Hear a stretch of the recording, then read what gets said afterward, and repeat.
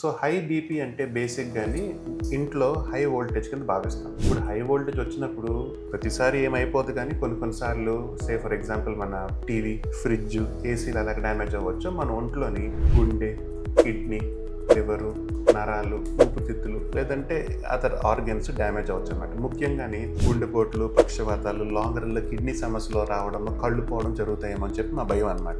So దాన్ని మనం immediately control చేసుకోవాలి.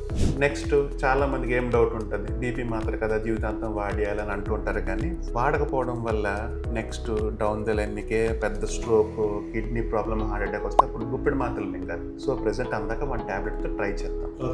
సో మాత్రలు ప్రెసెంట్ తప్పవన్నట్టే చెప్తున్నాను. నెక్స్ట్ ఏంటంటే, ఇది జీవితాంతం కాదు.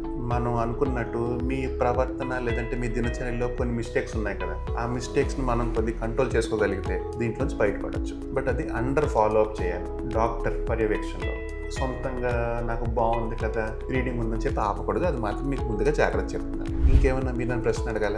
లేదు సార్, నాకున్న ప్రాబ్లం చెప్పాను. సో అందాక ఒక 1 మంత్ మందు రాస్తాను, చెక్ చేసుకొని అప్పుడు చూద్దాం. సో నెక్స్ట్ టైం మా దగ్గరికి వస్తున్నప్పుడు మాత్ర వేసుకుంటూ రావాలి. మాత్ర ఆఫీస్ వస్తే మనకి ఏంటంటే ఈ 1 మంత్ టైం వేస్ట్ చేసినట్టు అవుతుంది.